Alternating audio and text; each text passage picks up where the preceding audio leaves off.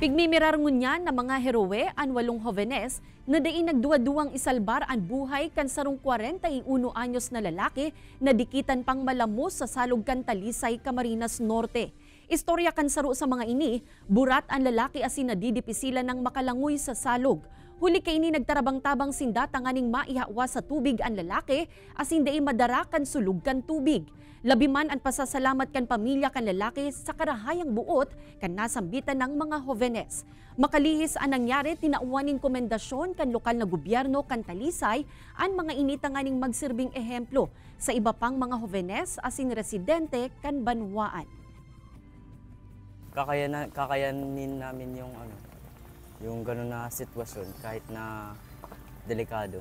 Nahirapan din po kasi malakas po yung agos ng tubig at malalim po yung tubig.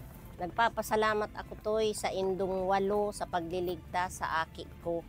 Kung da isa indo ay di sana mayo na.